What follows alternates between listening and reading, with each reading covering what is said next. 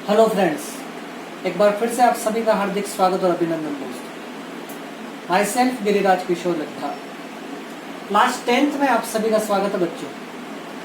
Class 10th में chapter number 3 RBSC के according genetics. और अगर सीबीएसई के बच्चों की बातचीत करते हैं तो चैप्टर आप लोगों का बच्चों 9th हेरिडिटी एंड एवोल्यूशन, ये सीबीएसई के बच्चों के लिए है।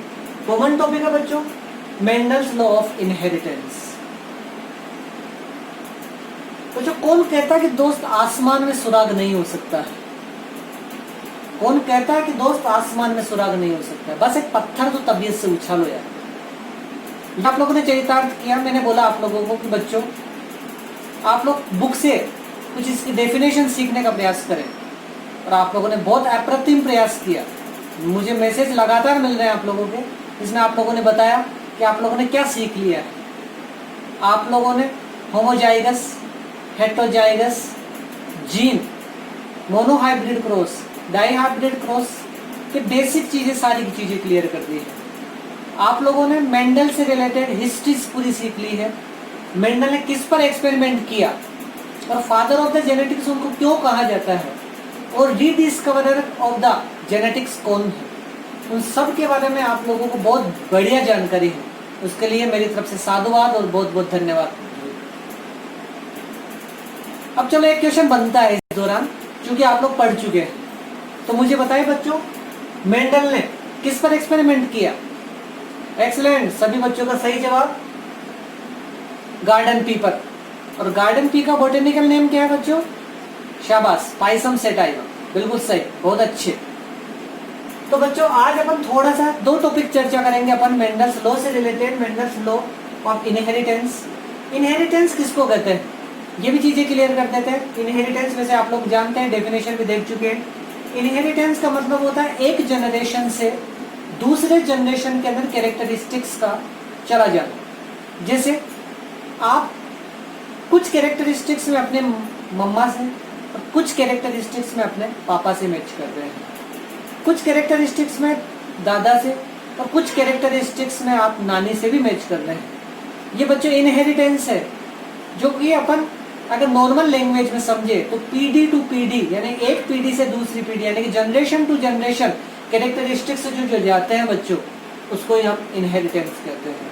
और इन सब चीजों के बारे में, जीन के बारे में, कैरेक्टरिस्टिक्स के बारे में, क्रोमोसोम्स के बारे में जो चीजें बताई, वो था हमारा मेंडल। इस वजह से इसको द फादर ऑफ जेनेटिक्स कहा जाता है। तो आप लोगों को सबको ये जानकारी मालूम है, बहुत अच्छे। अब बच्चों आज अपन पढ़ने वाले हैं मेंडल्स लॉ से इनहेरिटेंस के लॉ देखने वाले हैं। तो बच्चों मेंडल ने टोटल 3 लॉ बताए थे बच्चों, law of dominance, law of segregation, इसका दूसरा नाम है आपके पास में law of purity of gametes, ठीक है, और तीसरा है लॉ ऑफ इंडिपेंडेंट असॉर्टमेंट। आज बच्चों अपन 2 की ही चर्चा कर पाएंगे, तीसरा यहाँ नहीं हो पाएगा। अगले वाली वीडियो के अंदर अपन तीसरे की भी चर्चा कर पाएंगे। इसे चेकर बोर्ड मेथड से करेंगे, जिसका फिनोटाइप जीनोटाइप थोड़ा सा लंबा होने वाला है। आप लोग जानते हैं उसके बारे में, 9:3:3:1 ये आप लोगों का फिनोटाइप आने वाला है, और जीनोटाइप 1:2:2:4:1:1:1:1 ये आप लोगों के पास में आने वाला है। तो आप लोग, मुझे मालूम है आप लोग पहले ही पढ़ चुके हैं।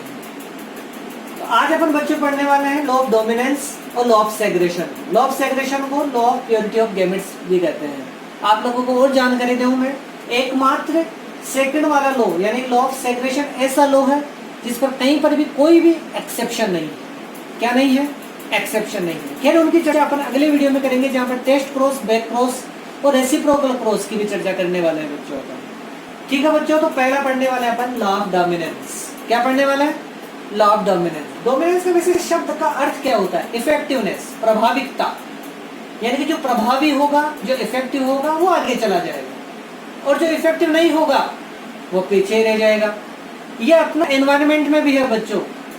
आप और मैं इस एनवायरनमेंट के अकॉर्डिंग, जैसे अभी कोरोना चल रहा है, आप लोगों का मेरा इम्यूनिटी पावर थोड़ा बहुत ठीक है, इस वजह से हम आज सही हैं, और जिन लोगों का इम्यूनिटी पावर कमजोर चल रहा है वो बहुत जल्द इसकी चपेट में आ रहे हैं और आने वाले हैं। तो ये इम्यूनिटी पावर से रिलेटेड आप लोगों का लॉ ऑफ डोमिनेंस है कि जो प्रभावी होता है वह कैरेक्टरिस्टिक्स आगे चला जाता है, और जो अप्रभावी होता है यानी कि नॉन इफेक्टिव होता है यानी कि रेसेसिव होता है वह पीछे ही रह जाता है। तो बच्चों यहाँ देखते हैं अपन लॉ ऑफ डोमिनेंस से रिलेटेड। Law of dominance when are two homozygous individual, यहाँ पर कुछ एक शब्द है पर्टिकुलर जो आप लोगों को क्लियर है, मैं फिर भी उनको भी क्लियर करता रहूंगा साथ साथ। Homozygous, when two homozygous individuals, when one or more set, एक या इससे भी ज्यादा set of contrasting characteristics, contrasting characters are crossed, the characters that appear, वो अपीयर होगा in the F1 generation hybrid are dominant characters. शायद कुछ बच्चों को पल्ले ही नहीं पड़ा, समझ में नहीं आएगा क्या क्या बोल गया मैं, तो चलो एक बार फिर से रिपीट करते हैं अपनी लैंग्वेज में। देखते हैं बच्चों कि जब हमारे पास में दो होमोजाइगस इंडिविजुअल है, बच्चों कौन है, दो होमोजाइगस इंडिविजुअल है और कॉन्ट्रास्टिंग कैरेक्टरिस्टिक्स अलग अलग है।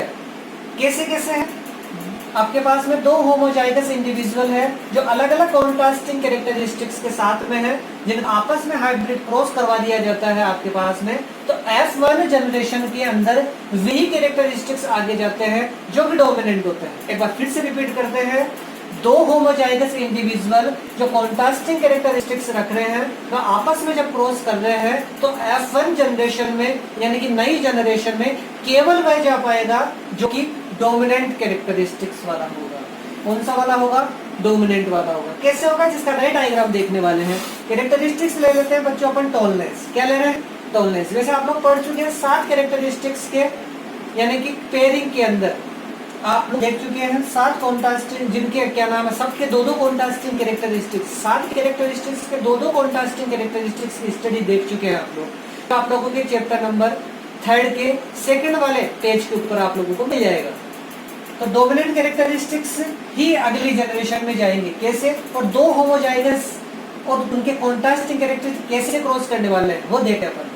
चलो बच्चों, पेरेंट्स आपके पास में सबसे पहले देख लेते हैं हम। पेरेंट्स दो होमोजाइगस है और कॉन्ट्रास्टिंग कैरेक्टरिस्टिक्स वाले होते हैं। टॉलनेस मैंने बोला आप लोगों को कैरेक्टरिस्टिक्स चुना अपन ने, टॉलनेस। उस टॉलनेस के अंदर आपके पास में कैपिटल टी और स्मॉल टी दिखाई दे रहा होगा आप लोगों को। मैं और अच्छे से लिख देता हूँ इसको, कैपिटल टी और स्मॉल टी यानी एक ही कैरेक्टरिस्टिक्स के दो कॉन्ट्रास्टिंग कैरेक्टरिस्टिक्स ले लिए बच्चों अपन ने। ये तो है टॉल और ये है ड्वार्फ, यानी कि ये है लंबा पौधा और ये है बोना पौधा छोटा वाला, ठीक है। तो एक ही कैरेक्टरिस्टिक्स थी, है ना, हाइट वाला। उस हाइट के दो कॉन्ट्रास्टिंग कैरेक्टरिस्टिक्स चुने हैं अपन ने, एक टॉलनेस चुना, एक ड्वार्फ चुना है। ये पेरेंट्स है, उनके बीच में आपस में क्रॉस करवा रहे हैं। तो क्रॉस करवाओ इसका इसके साथ में हो गया बच्चों, क्या हुआ, capital T small T. First वाले का सेकंड वाले के सेकंड के साथ में करवाया अपन ने कैपिटल टी स्मॉल टी।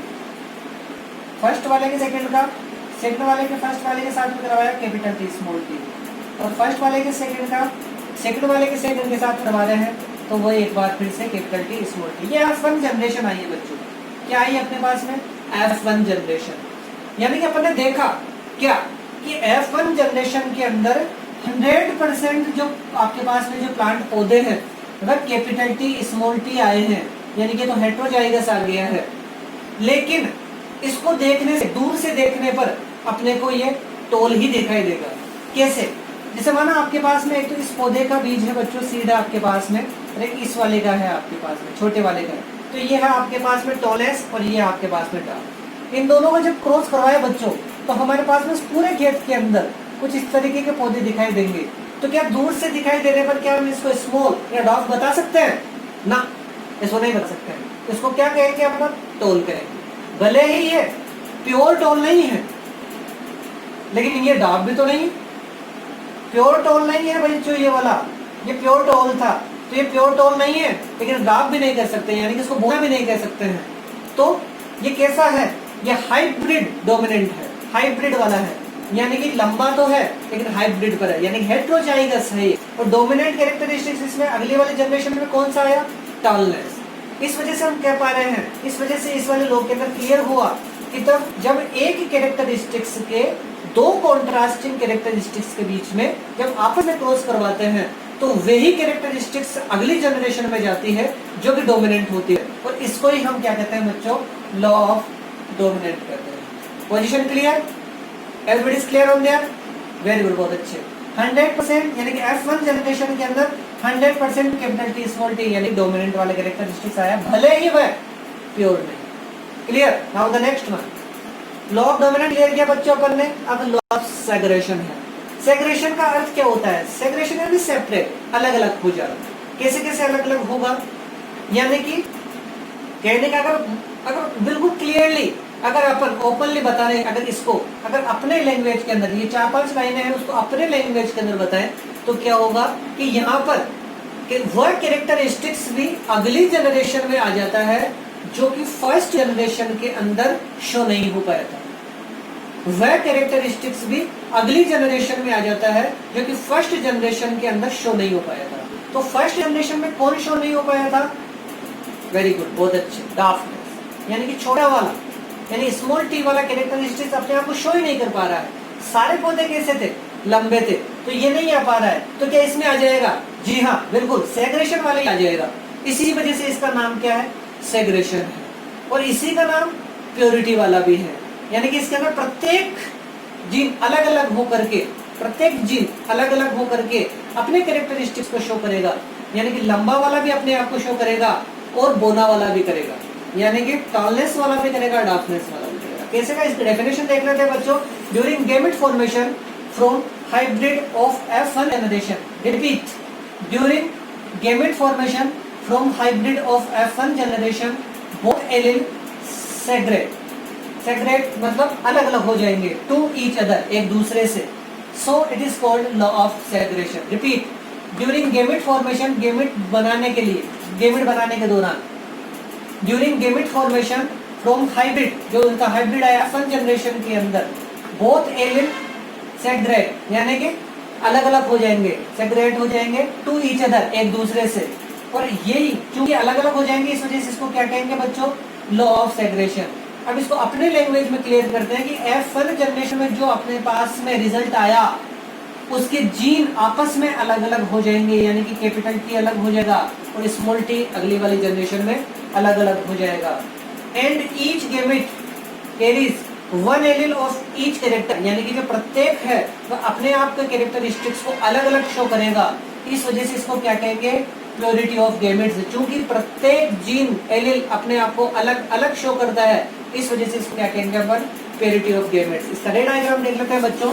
यहाँ तक अपने पास में पोजीशन क्लियर चल रही है। पेरेंट्स ले लिए एक कैरेक्टरिस्टिक्स के, दो कॉन्ट्रास्टिंग कैरेक्टरिस्टिक्स ले लिए थे। उसके बाद में F1 जनरेशन के में अपने पास में डोमिनेंट वाला कैरेक्टरिस्टिक्स क्लियर हुआ, भले ही वह हेटेरोजाइगस आया। अब उसके बाद में इसका सेल्फ क्रॉस करवाने वाले हैं। क्या करवाने वाले हैं? सेल्फ क्रॉस करवाने वाले हैं। तो self cross of the F1 जनरेशन, then the end products are the every one characteristics are the individual on there. Now proceed. तो F1 जनरेशन जो आपके पास में ये थी, आपके पास में F1 जनरेशन के अंदर कैपिटल टी और स्मॉल टी ये था। इसका सेल्फ क्रॉस करवाने वाले बच्चों अपन सेल्फ क्रॉस करते हैं। Capital T, small T, capital T और स्मॉल टी। ये बच्चों आपके पास में F1 जनरेशन थी। यहाँ तक पोजीशन क्लियर? ये F1 जनरेशन, इसका सेल्फ क्रॉस करवाने वाले। सेल्फ क्रॉस का मतलब होता है वापस दूसरा वाला भी, यानी कि इसको मेल मान लेते हैं, ये फीमेल है, तो दोनों एक जैसे हो गए हैं। उसके बाद में दोनों का क्रॉस करवाना है बच्चों। ये आ गया कैपिटल टी, कैपिटल टी। इसको इसके साथ में करवाने, देखे जाए ध्यान से, देखे कहीं नहीं नजर नहीं चुके। कैपिटल टी, स्मॉल टी, ये वाला कंप्लीट हो गया है। सेकंड वाला है, सेकंड वाले का फर्स्ट वाले के साथ में हो रहा है। Capital T, small T. कोई सोच सकता है स्मॉल टी पहले आ सकता था, लेकिन हम जानते हैं क्या? डोमिनेंट वाला पहले लिखा जाता है, तो कैपिटल टी को पहले कर दिया। स्मॉल टी के साथ में जा रहा है बच्चों, तो ये हो गया आपके पास में small T, small T. Everybody is clear on their? Very good, बहुत अच्छे। तो अपन ने देखा कैपिटल टी जब कैपिटल टी के साथ में जा रहा है तो कैपिटल टी इसके साथ में गया, कैपिटल टी स्मॉल टी हो गया है। स्मॉल टी कैपिटल टी के साथ में गया, कैपिटल टी स्मॉल टी, और कैपिटल टी स्मॉल टी के साथ में गया, ओ सॉरी स्मॉल टी के साथ में गया तो स्मॉल टी हो गया। अपन ने कुछ देखा कि F2 जनरेशन के अंदर कुछ चीज अलग आई है अपने हमारे पास। क्या चीज अलग आई है हमारे पास में? रिजल्ट कुछ अलग हो गया है। तो इसका रिजल्ट को दो तरीके से बता सकते हैं, एक फिनोटाइप और एक जीनोटाइप। क्या? फिनोटाइप और जीनोटाइप। ये क्या चीज होती है? फिनोटाइप होती है एक्सटर्नल कैरेक्टरिस्टिक्स और जीनोटाइप होती है इंटरनल कैरेक्टरिस्टिक्स। एक्सटर्नल कैरेक्टर जो बाहर से देखने पर ही दिखाई दे जाए वह आपके पास में, और जीनोटाइप जो इंटरनली क्रोमोसोम्स और जीन के ऊपर आधारित होती है जी, वह कैसे? यहाँ देखिए आप, कैपिटल टी लंबा। यहाँ देखिए मैं आपको रे डायग्राम से बताऊं, ये वाला लंबा, कैपिटल टी कैपिटल टी। उसके बाद में small T small T small T small T, यानी कि 2 पौधे मिले आपको कुछ इस तरीके के, और 1 पौधा मिला आपके पास में ऐसा। अब किसी खेत में गए साहब आप, और खेत में आप लोगों को ये वाले पौधे और ये वाले पौधे, इन दोनों को देख करके मुझे नहीं लगता कोई भी आप में से इसको बोना पौधा यानी कि डॉफ पौधे बताएगा। प्लांट ड्रॉप वाले नहीं बता ही नहीं सकते आप। हाँ, आप इसको जरूर बता सकते हैं कि ये छोटा है। यानी कि मैं क्या बता सकता हूँ कि 4 पौधों में से 3 पौधे लंबे हैं। Am I right? Very good. तो यही फिनोटाइप है। 3:1 is a phenotype on there in the law of segregation. तो ये हो गया आपके पास में फिनोटाइप बच्चों।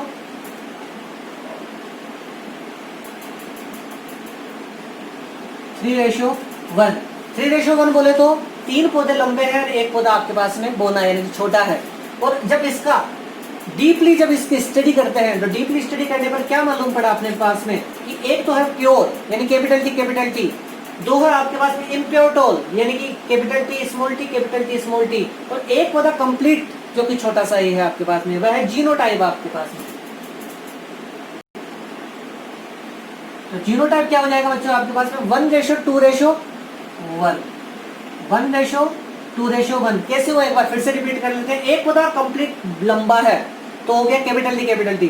2 पौधे आपके पास में कैसे हैं, लंबे तो हैं लेकिन कैसे हैं, हाइब्रिड वाले हैं यानी कि कैपिटल टी स्मॉल टी। और 1 पौधा कैसा है आपके पास में, एक प्लांट कैसा आपके पास में स्मॉल टी वाला है। तो अपन क्या हो गया जीनोटाइप के अंदर 1:2:1। It's a very very very very important for the exam के संदर्भ में अगर देखिए इस चीज को तो बहुत ज्यादा इंपॉर्टेंट है। फिनोटाइप जीनोटाइप हाफ मार्क्स में पूछ लिए जाते हैं। तो याद नहीं हो रहा हो, वैसे तो समझा दिया गया है, फिर भी नहीं याद रहा हो तो रट लेना। फिनोटाइप 3:1 और जीनोटाइप 1:2:1। तो ठीक है बच्चों, आज अपन ने जो सीखा है मेंडल्स लॉ ऑफ इनहेरिटेंस से रिलेटेड 3 लॉ को अपन ने ओरली देखा है, लेकिन 2 को अपन ने बहुत अच्छे से देख लिया है। लॉ ऑफ डोमिनेंट जिसके अंदर अपन ने देखा कि एक कैरेक्टरिस्टिक्स के 2 कॉन्ट्रास्टिंग कैरेक्टरिस्टिक्स जब आपस में क्रॉस करते हैं तो उस दौरान अगली जनरेशन में वही कैरेक्टरिस्टिक्स जाते हैं जो कि डोमिनेंट होते हैं। दूसरे वाले में अपन ने देखा कि जब F1 जनरेशन का सेल्फ क्रॉस करवाते हैं तो सेल्फ क्रॉस करवाने के बाद में वे कैरेक्टरिस्टिक्स भी शो हो जाते हैं जो फर्स्ट वाले जनरेशन के अंदर शो नहीं हो पाए थे। फर्स्ट जनरेशन के अंदर स्मॉल टी अपने आप को शो नहीं कर पाता है, लेकिन सेकंड वाले जनरेशन में आप देख सकते हैं स्मॉल टी आप लोगों को दिखाई दे रहा होगा, वह दिख जाता है। इस वजह से इसको क्या कहते हैं, प्योरिटी ऑफ गैमेट्स। तो ठीक है बच्चों, आज का वीडियो इतना ही था। अगर आपको पसंद आता है तो शेयर भी करें और लाइक भी करें। आपका अपना दोस्त गिरिराज किशोर लड्ढा। Bye bye.